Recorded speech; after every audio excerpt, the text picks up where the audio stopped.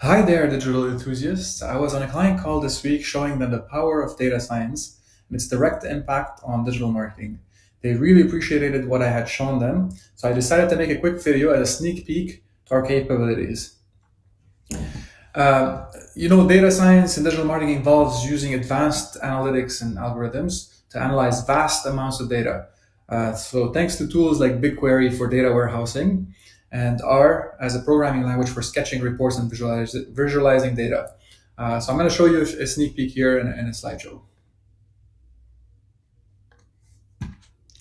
So, client one, we've looked at data between 2020 and 2023, analyzed transactions, 7.7 million transactions, and considered number of clients, 2.3 million clients, a total net amount of $700 million.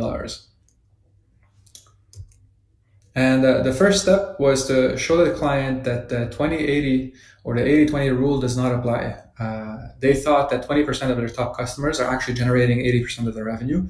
And in reality, to top 20, we're generating 51% of their revenue. That's a Pareto chart.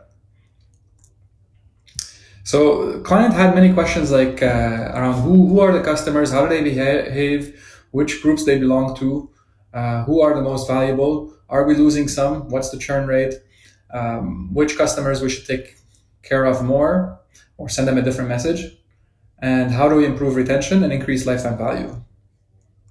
So in order to answer those questions and sales efforts, we introduced the RFM analysis. As you probably know, RFM stands for recency, frequency, and moderability. These three pillars drive customer segmentation to discover how recent purchases, buying frequency, and total spend reveal distinct customer segments, guiding tailored marketing strategies. So here we've segmented all these 2.3 million customers by different intervals. So for example, here, the recency, the best ones are 5 and the worst being 1. So these are customers who bought between 0 and 70 days, 71 days to 220 days. But based on that, it was not enough of a segmentation because there's like a huge difference between different segments, looking at this. So we said, let's use another model that is more algorithmic called K-means. So it's a clustering algorithm that works wonders in supervised learning. So picture a world where data self-organizes into clusters, revealing patterns in customer behavior. And you'll see what I mean after looking at this other slide here. So you see here the difference is lower, and we have more clusters that make sense. So less of a distance between one group and the other, and combining customers in a more meaningful way. So here's a report that you see we visualized. So this is using K-means. So clusters look closer to each other and less of outliers. As you can see here, we have some outliers. But if we look at the standard RFM model here,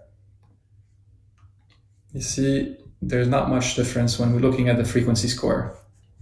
This is another heat map as well. So looking at it on our server as well, it shows you how customers are grouped by frequency and recency.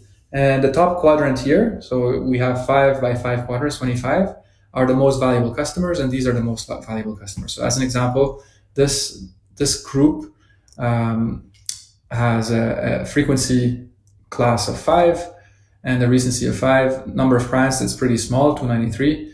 The average order value for those customers is 7,500. Average days for each purchase is 24, and the frequency is 64 times. They bought 64 times. However, if we look here, these are the worst customers or least valuable for the business. The number of clients, there's a lot of them. So these are customers who only bought once. The average order value is 148, and they only bought once on average in 965 days. So that's almost 3 years. For this customer, we took a sample of 3 years, online and offline transactions, so a retail customer.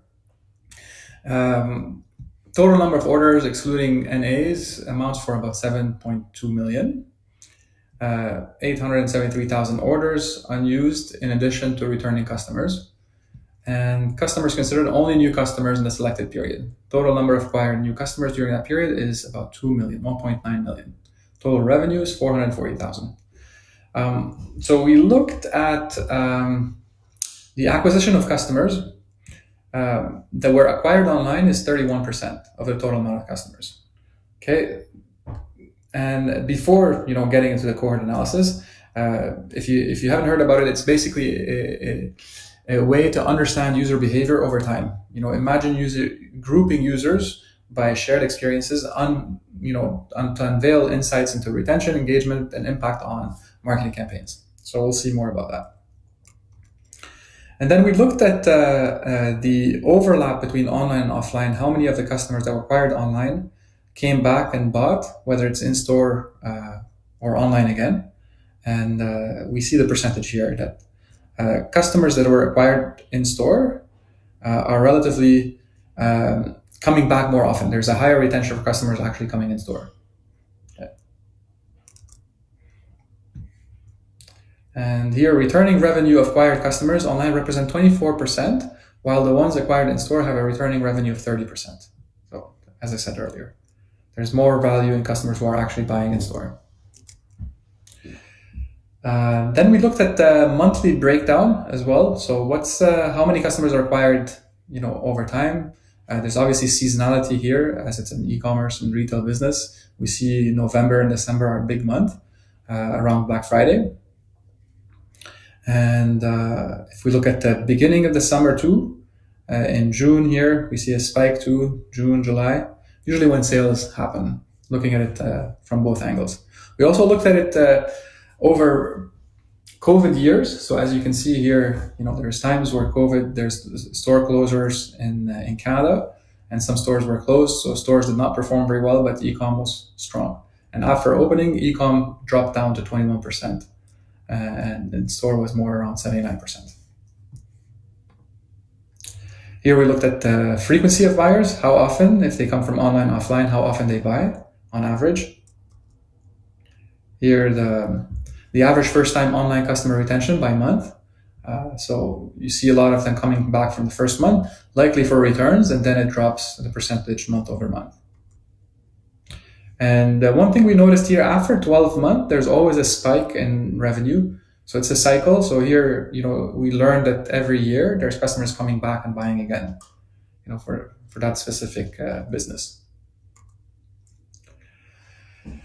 And for both the first-time online and in-store segments, the average customer cumulative revenue duplicates in 28 months, as you can see here. So that's also around customer lifetime value.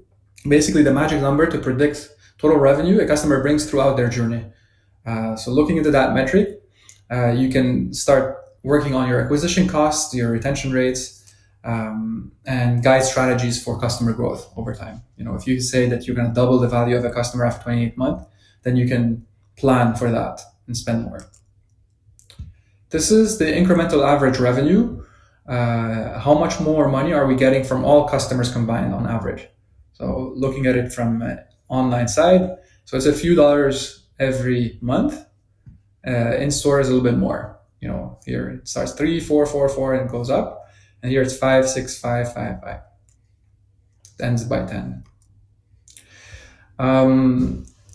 Looking really specifically in customer lifetime value, we see if we remove the gross margin, so basically the cost of the product, and we look at all of the marketing budget, around $19, expected gross margin, this is the lifetime value and profit over time, as you can see. Thank you for watching. Don't forget to subscribe to our channel and follow us on social media. Find the link in the description.